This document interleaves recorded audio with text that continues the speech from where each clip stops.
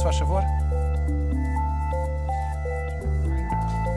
Boa noite. Num dia em que Portugal fez a sua estreia no Mundial de Futebol, a política não para e o meu convidado é o secretário-geral do Partido Socialista, José Luís Carneiro.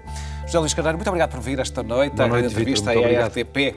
O senhor viu o jogo de Portugal-Congo esta tarde? Vi até com alguns dos meus camaradas na sede nacional do Partido Socialista. E qual foi o seu sentimento no final? Alguma desilusão. Eu julgo que nós entramos bem no jogo, mas depois temos dificuldades em transpor o meio do campo. Eu julgo que houve falta de entrosamento, particularmente no último quartel, do campo. Estou a ver que tem usa a linguagem dos treinadores, pelo menos de bancada. Não, porque eu gosto muito de futebol. E acha que Portugal, apesar desta entrada um pouco em falso, na verdade não perdeu, empatou, ainda mantém a esperança de poder chegar a um bom lugar, de poder chegar à final?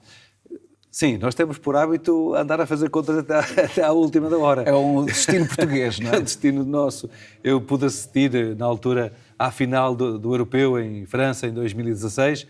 Vivemos uma alegria imensa. Eu era secretário de Estado das Comunidades Portuguesas e assisti a muitos junto das comunidades portuguesas e sei bem o sentimento que elas têm nestes dias, mas eu julgo que nós temos condições. O jogo com a Colômbia vai ser um jogo muito exigente. Porque é um futebol, vai ser o último, o futebol americano é um futebol muito, muito capaz e um futebol com muita inteligência tática. Eu julgo que é um jogo difícil, mas temos condições e temos equipa. Sinto que está otimista. E o senhor já gostava de futebol antes e tem é daqueles portugueses que gostam da seleção ou, na verdade, também tem um clube do seu coração? Não, gosto da seleção, em primeiro lugar, primeiro que tudo, mas também tenho um clube. Que é? Que é o Benfica. É o Benfica. Mas devo dizer que... Sendo um homem do Norte... Sim, mas a casa é muito democrática. Eu devo dizer que a minha mulher é do Sporting e o Francisco e a Carolina são os dois do Porto.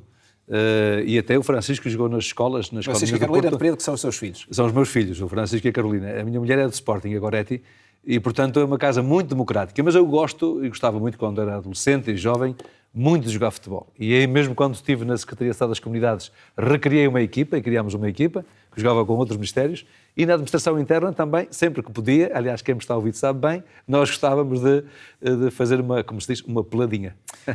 Nos últimos 24 horas houve ali uma mini polémica no Parlamento com um convite da Federação aos líderes parlamentares para irem assistir a um jogo de futebol, a este jogo exatamente, ou a um dos próximos. Houve quem entendesse que isso poderia pôr em causa, de facto, a independência dos próprios deputados. Como é que o senhor viu essa questão? Olha, o convite foi feito às lideranças parlamentares e foi também, devo reconhecer, extensivo aos líderes partidários. Também recebi esse convite. Pedi para comunicarem a minha indisponibilidade por razões de agenda. Agora, eu compreendo, tendo em consideração o que se passou precisamente no Europeu, recordar-se-ão todos... Com o secretário de Estado do Partido Socialista, secretário de Estado do Partido Socialista e também com os responsáveis políticos. Na altura, por exemplo, o Dr. Luís Montenegro também estava, julgo, com funções parlamentares. Vários deputados foram, na sua boa fé, como é evidente, foram a convite da Federação Portuguesa de Futebol. Na altura, há uma diferença. Na altura foi a convite da GALP, julgo eu. Sim, e agora é o convite da Federação. Não sei se isso para si faz alguma diferença. Pois, eu julgo que nós temos obrigações, nomeadamente, que têm que ver com o limite das ofertas que podem ser recebidas. O limite de 150 euros. Mas isto pode ser entendido como uma oferta ou como um convite de representação? Bom, é um convite de representação. Deve, contudo, haver também o cuidado de avaliar. Por isso é que, em regra, se pergunta, quer ao Presidente da Assembleia da República ou mesmo à Comissão de Ética, se é desejável poder aceitar esses convites. Eu dou-lhe um exemplo. Eu estava como deputado, quando saí de funções do Governo, fui convidado para fazer uma palestra no Reino Unido, organizada por um importante órgão de comunicação social da diáspora, órgão de comunicação social privado. Pagava uma deslocação, pagava-me também o alojamento.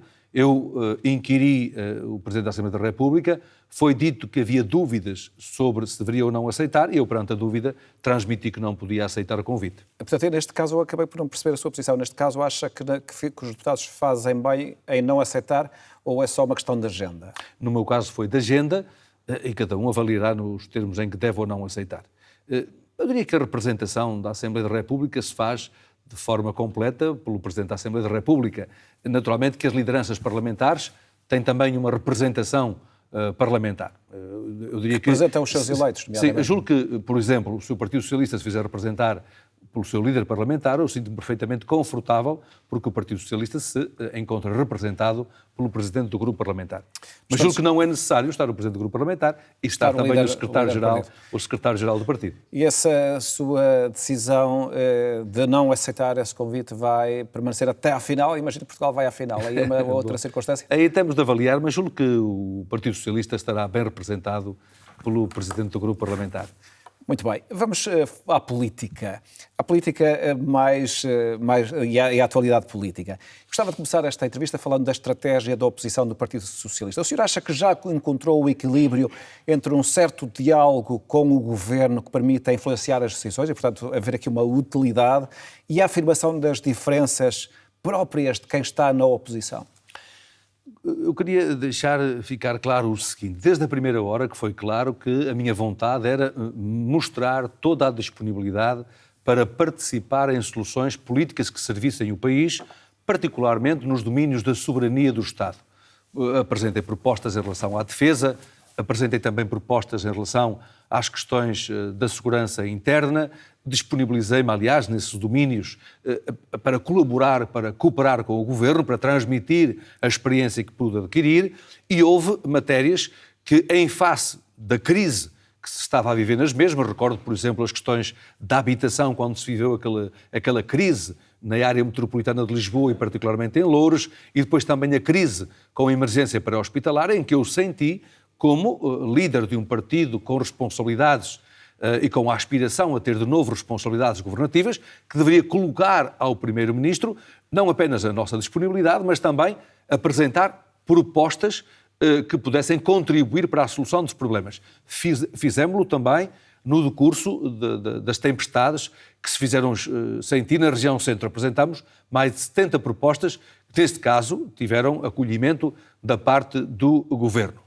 Agora, devo também aproveitar o momento para dizer que, por exemplo, ainda hoje foram feitas afirmações na Assembleia da República por parte da maioria política que suporta o Governo que não são verdadeiras. Está a referir-se a quais? Olha, por exemplo, dizer-se que o Partido Socialista que não esteve disponível para dialogar sobre a prestação social única é falso. Porque o Partido Socialista foi convocado pelo Ministro dos Assuntos Parlamentares e uma delegação composta por 3 pessoas levou a proposta e, digamos, o entendimento do PS. O PS disse, nós somos favoráveis a que haja transparência e rigor na aplicação das prestações sociais. Nós, desde os anos 90, temos o orgulho de termos estado na criação, na altura com o engenheiro António Guterres, Ferro Rodrigues, Ministro do Trabalho, Paulo Pedroso, Secretário de Estado único do Rendimento Social de Inserção, na altura rendimento mínimo garantido, e depois, com os ajustamentos que foi feito nessa prestação, nós estamos disponíveis para lhe dar outra eficácia. Foi a razão pela qual o Governo, na altura, nas negociações do Plano de Recuperação e de Resiliência, avançou com a proposta de criar uma prestação social única, integrando prestações para garantir maior eficácia, maior transparência, mais rigor, mas simultaneamente para garantir que os seus beneficiários podem contar com os apoios do Estado para os retirar do estado de pobreza momentânea ou de pobreza mais duradoura e, eventualmente, para os suportar em circunstâncias de vida difíceis, como é o caso da deficiência, da invalidez ou da doença. E aquilo que dissemos ao Governo foi, dado que há um compromisso do qual dependem cerca de 600 milhões de euros, que não é pouco, o Governo que é um valor muito importante, o Governo que avance com uma lei, aqui na Assembleia da República, que diga que o Governo cria essa prestação social única. E depois, os termos em que ela se aplica, o Governo que traga à Assembleia da República uma proposta de decreto-lei, e essa proposta de decreto-lei, aí sim, deve-se discutir a condição de recursos, deve discutir-se o valor dessa prestação e, portanto, será objeto depois do aperfeiçoamento no debate parlamentar. Aquilo que o PS transmitiu ao Governo foi, temos de evitar, quer dizer, passar um cheque em branco ao Governo para que o Governo, por despacho ou por portaria, determine os termos em que vai alterar o apoio aos mais vulneráveis. Portanto, foi uma posição de muita responsabilidade, contrariamente àquilo que ainda hoje foi apresentado. Dou-lhe um outro exemplo. Somos regularmente acusados de que o PS não quis participar na alteração à lei da nacionalidade. Falso. Eu devo dizer que, nesse caso em concreto, eu próprio me empenhei. Falei com o ministro adjunto do Primeiro-Ministro, falei com o próprio Primeiro-Ministro, tive o cuidado de falar com o Sr. Presidente da República, porque o que estava em causa na altura tratava-se da proteção particularmente de menores nascidos no nosso país, que poderiam chegar à circunstância de ter chegado ao nosso país e, por atrasos da administração, ao não, digamos, atribuir a residência provisória ou permanente aos seus progenitores, poderia levar a que ficassem no país até à adolescência e depois fossem expatriados e, portanto, remetidos para os seus territórios, para os territórios de origem dos seus pais. Entendemos que era de uma grande desumanidade, de uma grande insensibilidade. Mas e, portanto, questões... e Vítor, se me permite esta nota, nós que estamos na vida política, o Vítor que está na sua vida profissional, nós, se perdemos os nossos valores e os nossos princípios fundamentais, não estamos aqui a fazer absolutamente nada. E, portanto, não se pode pedir que um partido político com a história, com o percurso de direitos, liberdades e garantias fundamentais como é o Partido Socialista e aqueles que o representam, que possam abdicar do pé para a mão de valores e de princípios fundamentais. Portanto, nós sempre estivemos disponíveis para esse diálogo construtivo para as melhores soluções de serviço à comunidade nacional. O senhor tem tido contactos regulares com o Primeiro-Ministro, para além destes debates no Parlamento, de que foi hoje um exemplo, tem tido reuniões, mesmo à margem daquilo que é tornado público?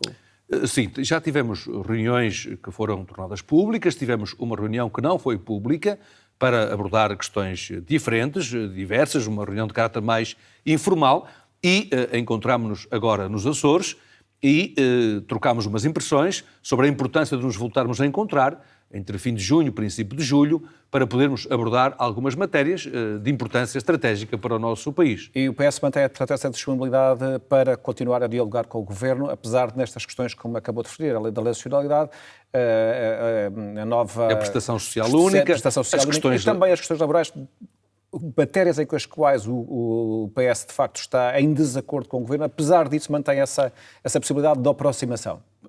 Não chamaria disponibilidade de aproximação, disponibilidade para dialogar e construir soluções de política para o nosso país. Dou um exemplo. As questões laborais são da maior importância, elas vão ser discutidas esta semana. Eu faço esta pergunta porque, na verdade, o anterior secretário-geral do Partido Socialista, Ferro Rodrigues, disse da semana passada ao Expresso o seguinte: o PS tem de denunciar a aliança que existe entre o Governo e o Chega e que quem governa em Portugal é o PSD e a extrema-direita. O senhor acha que esta aliança existe mesmo? De facto, tem existido em matérias substantivas em relação à nossa vida coletiva.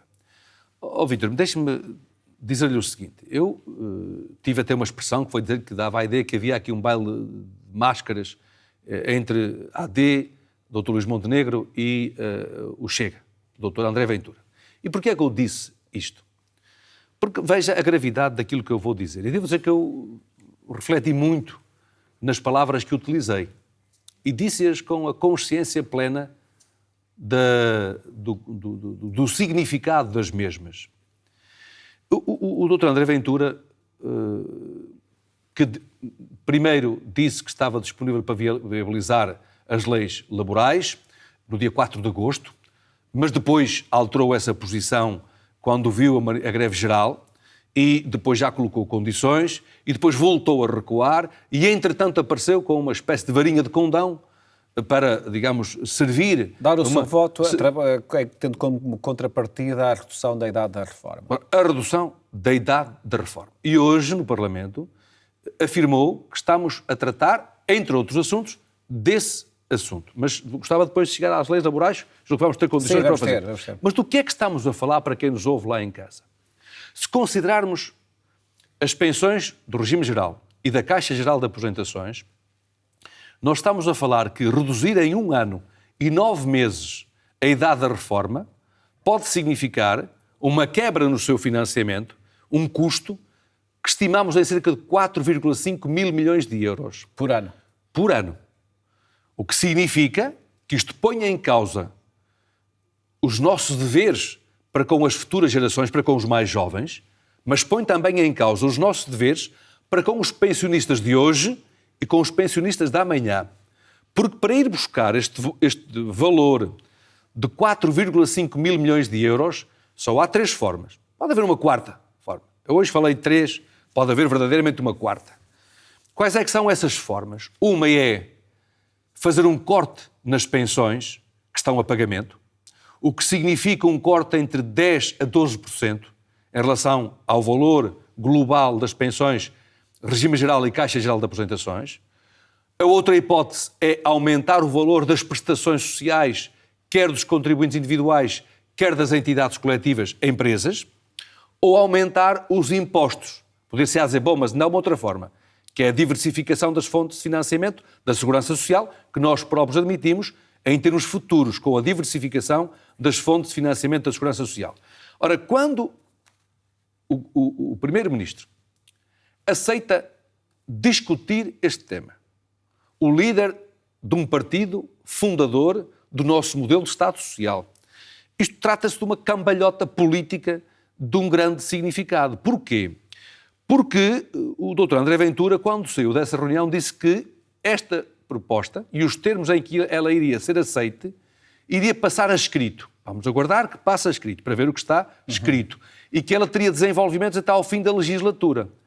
Ora, eu quando vi isto, e quando vi também o acordo dos 2 partidos, em relação à prestação social única, para tirar apoios a quem está com invalidez, a quem está com cancro, a quem tem que se locomover para os locais de trabalho. Sim, difícil. Na questão das reformas, eu julgo ainda não ter ouvido ninguém da área do PST ou do CDS, portanto da área do Governo, a defender a redução ou a dar como possível essa hipótese que foi apresentada pelo André Ventura. Do meu ponto de vista, se eu fosse o senhor acha que essa questão pode estar mesmo em cima da mesa? Se eu fosse o Primeiro-Ministro, eu publicamente, e hoje mesmo no Parlamento, diria que em circunstância alguma isso seria sequer objeto de ponderação. Não o tendo dito, do seu ponto de vista, isso é um sinal que pode admitir e que isso pode avançar?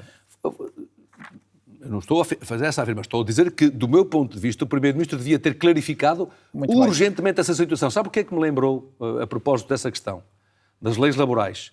E de agora procurar tirar aos mais frágeis. Hoje, afinal, verificamos que a Ministra do Trabalho faltou também à verdade no Parlamento, porque foi dizer que, afinal, que havia uma perda de cerca de 200 milhões de euros que eram, digamos, prestações indevidas. Era menos de 200 milhões. 159 milhões. 159 é diferente de 200. 159 milhões. Veio hoje, afinal, reconhecer que 90%, afinal, são retribuições que são depois recuperadas por parte da Segurança Social. Ficou claro o seu ponto. Mas eu voltava a Ferro Rodrigues, porque ele disse que aquilo que ele chamou de rábula, que é aquilo que ele diz que é a ligação entre o PSD ou o Governo e o Chega, devia ser denunciada pelo PS e que se o PS não fizer, o PS se transforma num grupo de idiotas úteis.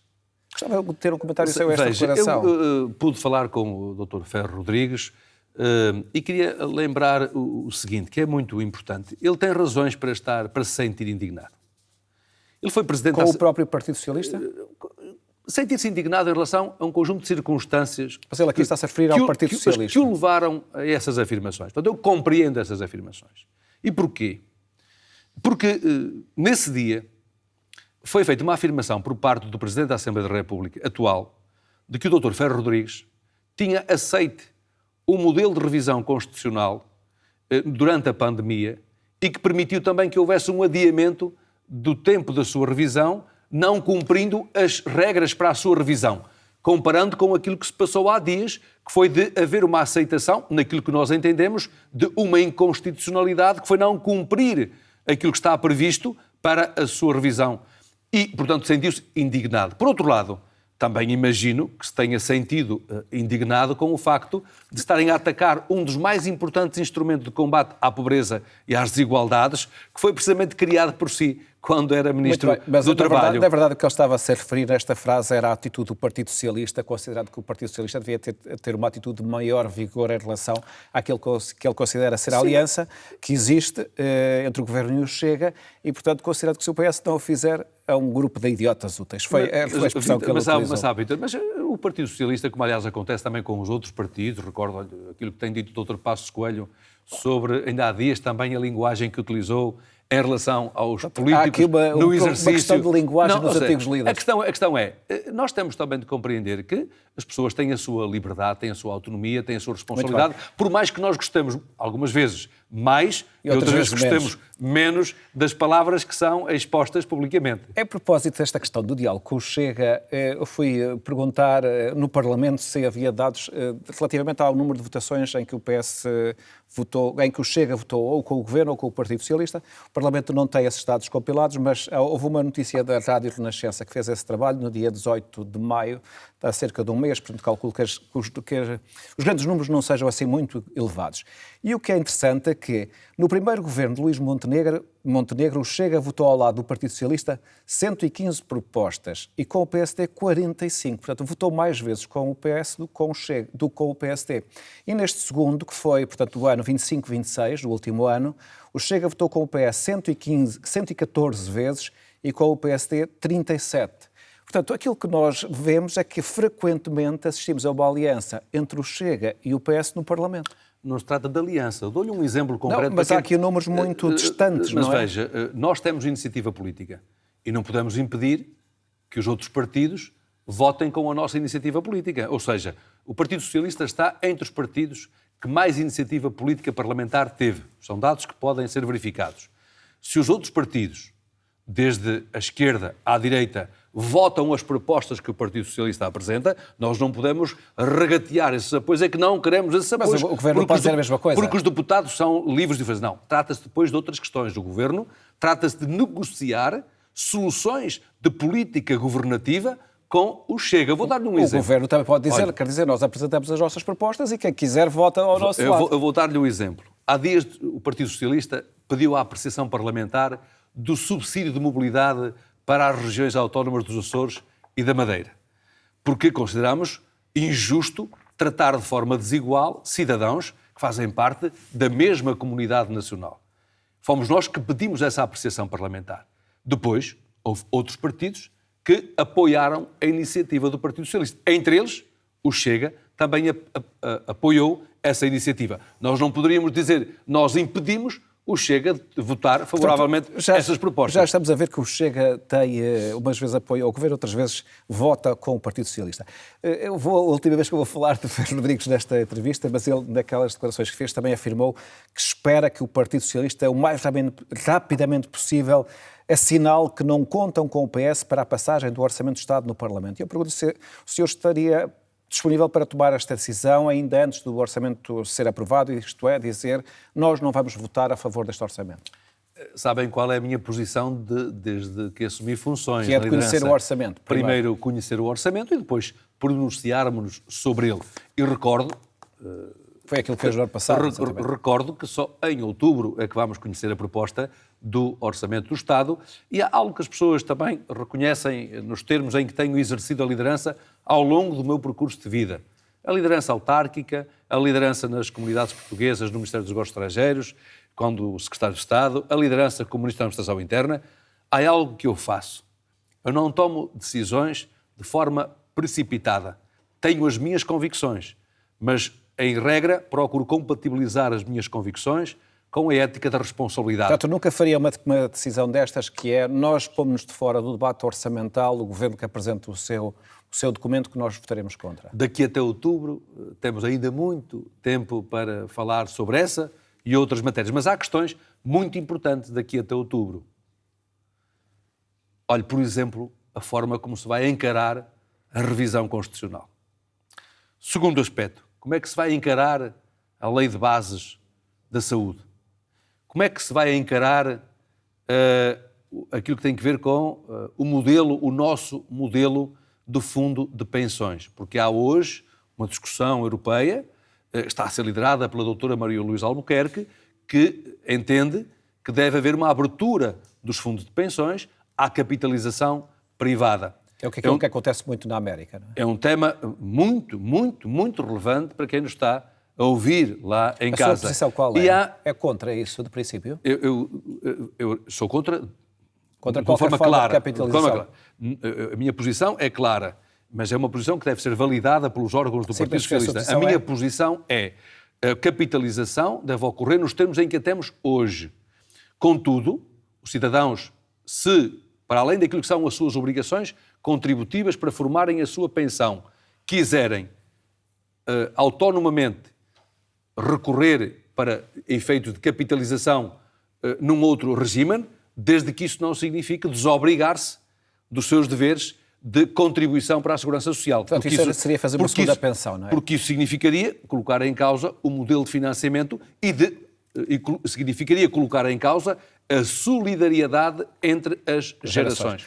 Sr. José Luís Carneiro, o senhor apresentou ontem um conjunto de propostas para o desenvolvimento do país. Eu tive a oportunidade de ver o orçamento que foi tornado público e a primeira página desse documento tem como título Solução para um futuro melhor.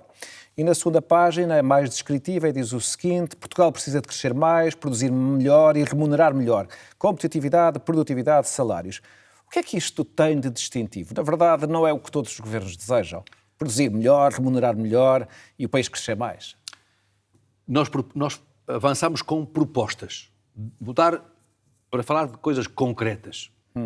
Eu estive hoje com aquele que é um cluster do setor aeronáutico.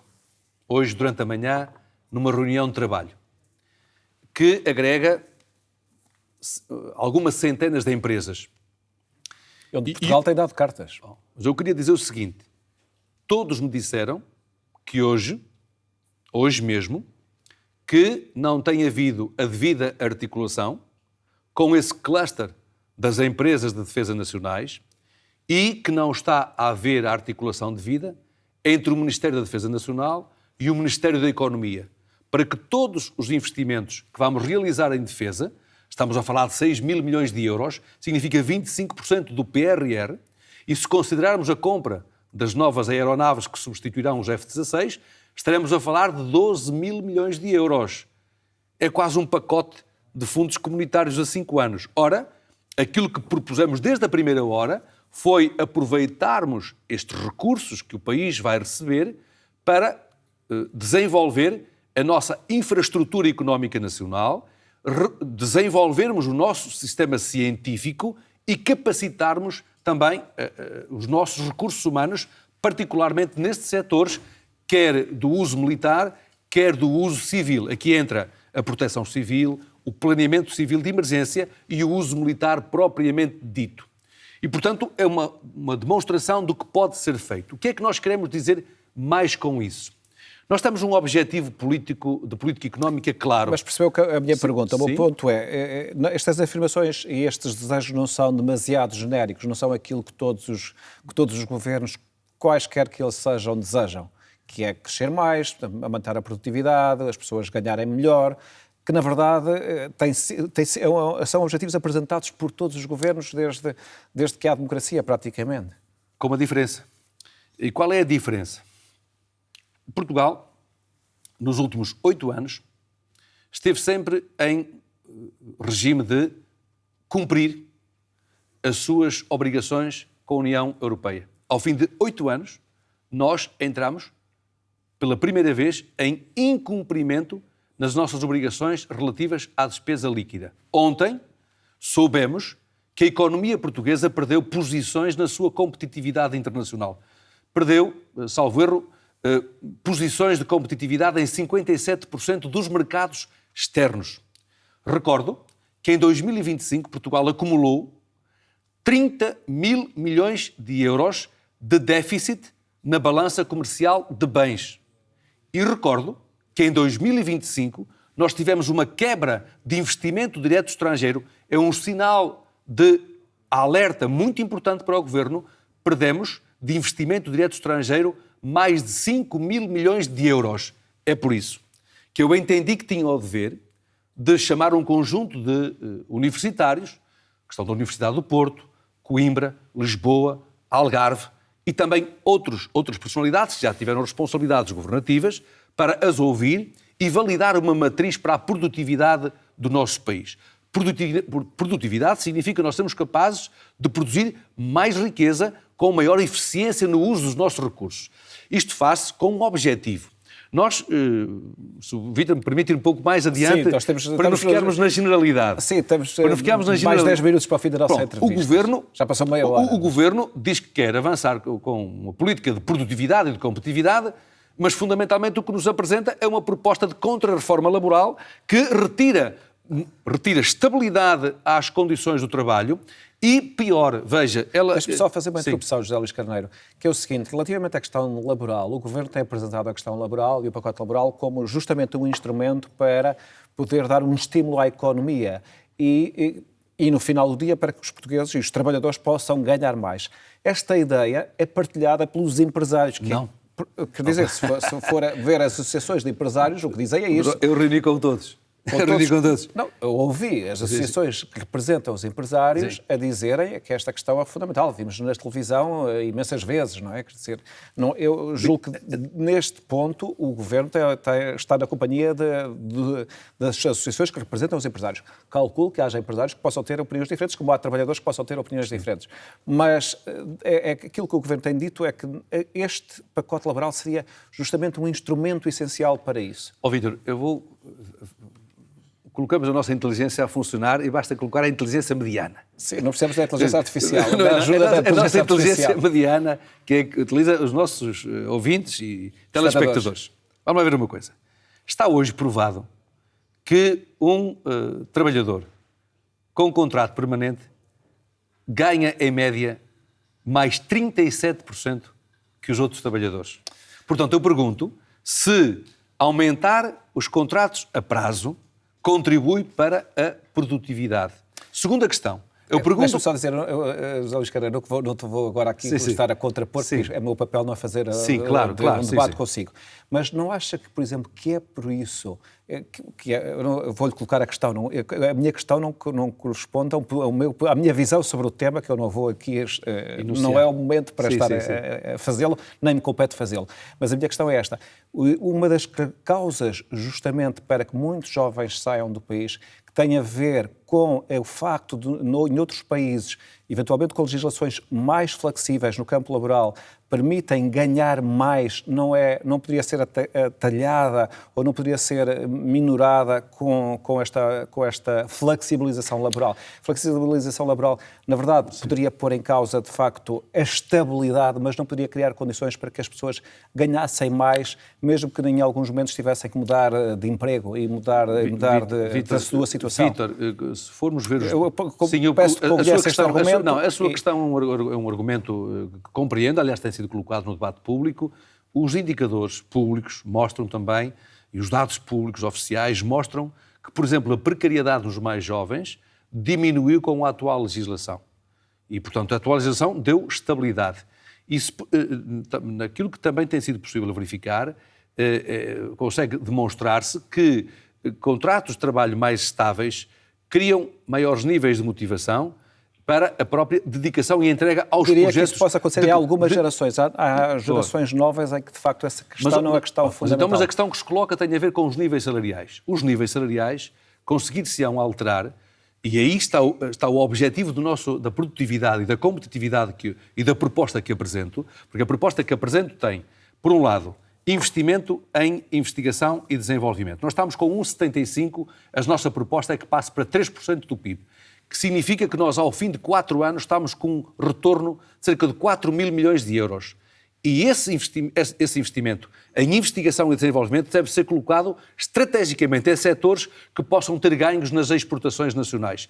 Porque somente com ganhos nas nossas exportações, em percentagem do PIB, é que nós estaremos a criar maior riqueza. Temos que, por exemplo, promover a fusão empresarial para ganhar em escala e para competirem. Ainda sobre a questão dos jovens. E temos de incorporar tecnologia, porque os ganhos de produtividade tem-se também quando há incorporação de tecnologia, desejavelmente incorporação de tecnologia nacional. Porque esses ganhos de produtividade é que vão permitir o rendimento às empresas para nós podermos pagar melhores salários. Desligar todos estes elementos que compõem um todo. Por exemplo, vamos ter inteligência artificial, a transição digital e energética, particularmente a inteligência artificial, vai ter impactos brutais na economia nacional. Do meu ponto de vista, o Governo devia ter agora já equipas a trabalhar por setores: têxtil, vestuário, calçado, metalomecânica, turismo, restauração, setores de inovação na área da saúde, da biotecnologia, na economia do mar. Para quê? Para preparar esses recursos humanos e para os preparar para a formação profissional, reconversão profissional, formação ao longo da vida, para se prepararem para esse novo mundo que está a chegar. Eu devo dizer, eu estive há dias numa escola de formação profissional em Setúbal. Encontrei pessoas com licenciatura, pessoas com mestrado e com doutoramento que estão a fazer reconversão profissional para poderem ter saída profissional. E com a inteligência artificial, provavelmente tudo isso vai mudar completamente e a formação que estão a fazer agora pode ser inútil, porque na verdade o avanço vai ser tão gigantesco que... Só mais formação é que responde. Sim. Mas eu tinha só mais uma pergunta e pedia uma resposta breve, porque na verdade temos 4 minutos e meio, porque esta questão das leis laborais também há um outro ponto que tem a ver exatamente com os mais jovens. E nós sabemos que o desemprego em Portugal é muito baixo, está à volta dos 5 pontos, mas nos jovens não. Nos jovens está à volta de 18, 20%. Mas houve uma redução superior, na ordem entre 20% a 30%. Mas neste momento qual é o valor exato? Eu não tenho na cabeça, mas julgo que à volta de 18, 20%. Sim, mas o que é muito elevado, e a minha questão é esta. Mas, Vítor, vejam o percurso de redução. Deixa-me só acabar a pergunta. Sim. Na verdade, as leis laborais atuais não protegem quem tem emprego e desprotegem quem não tem emprego. Vítor, se for verificar... Sobretudo os mais jovens. Se for ver os números, verificará que esta legislação laboral, que foi aprovada em 2023, com a abstenção da AD, com a abstenção do Chega, e olhe, por exemplo, o Bloco votou contra, para se ter uma pequena ideia. Às vezes há aquela ideia contrária em relação a esta legislação laboral. Essa legislação laboral permitiu reduzir os níveis de precariedade nos jovens e também permitiu reduzir o desemprego jovem. Se for verificar os números, verificará o que lhe estou a dizer. Agora, quando um jovem quer arrendar uma casa, quando o jovem quer comprar uma casa, eu pergunto... Muitas vezes os bancos exigem um rendimento fixo. A estabilidade é essencial para fazer um percurso de vida. Eu pergunto ao Vítor, se tivesse contrato precário aqui na RTP, se teria a mesma dedicação e entrega ao projeto que lhe dá esta oportunidade profissional. A minha entrega nunca dependeu do tipo de contrato que tive. Mas o tipo de contrato motiva, é um fator motivacional também nas pessoas. Nós temos 3 minutos, a nossa conversa voou.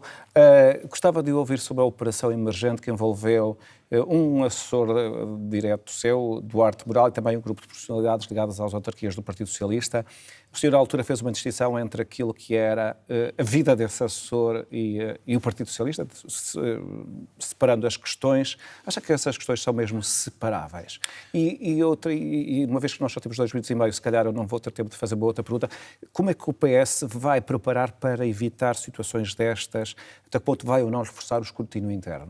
Vamos reforçar o escrutínio interno, estamos em curso um conjunto de medidas e de trabalho que está a ser desenvolvido por uma equipa, que a seu tempo serão aplicadas. Segundo, convém também explicitar 2 coisas. Os atos que alegadamente terão sido praticados foram praticados fora da esfera de responsabilidade do Partido Socialista. São atos individuais, de pessoas individualmente ou de pessoas individuais ou de pessoas coletivas, de empresas, e é disso que se trata. Quero dizer que o assessor em concreto, Duarte Moral, que tem um percurso de vida profissional, quer no jornalismo, tinha trabalhado com o engenheiro António Guterres, tinha trabalhado com vários responsáveis políticos, com o António Costa. É uma pessoa com muita experiência política, estava a trabalhar connosco. O que está em apreço serão atos que terão sido praticados fora da responsabilidade que tinha com o Partido Socialista. Vamos aguardar que a Justiça faça o seu percurso e que seja tão célere quanto possível para que se apurem todas as responsabilidades. Por outro lado, queria também chamar a atenção de que um dos motivos pelos quais as instâncias judiciárias foram ao Partido Socialista foi para avaliar se o Partido Socialista terá sido lesado com alguns comportamentos e atitudes por parte em concreto de uma candidatura autárquica. Foi a razão pela qual ponderámos a hipótese de nos constituirmos como assistentes do processo. Porquê? Porque neste caso... Mas vão fazê-lo? Vamos avaliar no decurso do processo, mas... Mas aquilo que está a dizer é que a Justiça suspeita de que o Partido Socialista possa ter sido lesado por aquele grupo que está agora sob suspeita de ter cometido eventualmente crimes de prevaricação, peculato e abuso de poder? É esse o ponto? Não, tratar-se-ão de pessoas que não estão no núcleo daquelas pessoas que foram objeto de notícia pública. Só há outras pessoas? Tratar-se de pessoas que teriam cometido, é preciso avaliar, que teriam cometido irregularidades e com essas irregularidades poderão ter prejudicado o Partido Socialista. Mas Mas a verdade é que essa ação da Justiça coincidiu com a detenção do assessor, quer dizer... Tratou-se de, levar a pessoa para ser ouvida por uma magistrada que libertou depois da audição da pessoa. Mas o Partido Socialista estava a par de que havia essa possibilidade de ter sido lesado? Não, o Partido Socialista não estava, a par e mais, também não tinha conhecimento de que a pessoa que era assessora de comunicação no Partido Socialista tivesse ainda participação numa empresa. Não tinha também essa informação? Não. Queria também chamar a atenção do seguinte, e é muito importante nós salvaguardarmos estes dois princípios. O primeiro, o princípio da presunção da inocência, princípio fundamental ao Estado do Direito. Segundo, o direito à defesa e à audição das pessoas até prova em contrário. Portanto, nós temos que ter também este cuidado de protegermos a imagem, o bom nome e o prestígio das pessoas.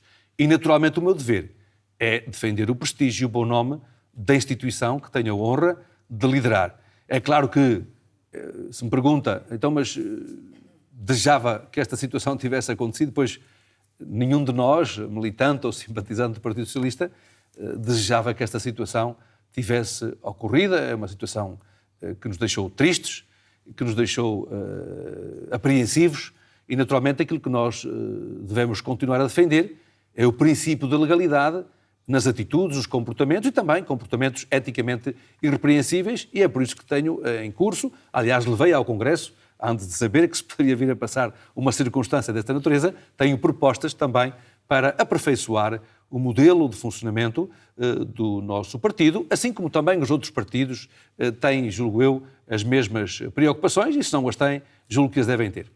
José Luís Carneiro, muito obrigado. Muito obrigado. O nosso tempo para, obrigado pelo seu trabalho também. Para esta entrevista. Esta entrevista pode ser vista na RTP Notícias, na RTP1 e na RTP Internacional. Fica disponível em RTP Play, onde pode ser vista a todo momento e também escutada em podcast. A todos, muito obrigado, boa noite. Eu regresso da próxima semana.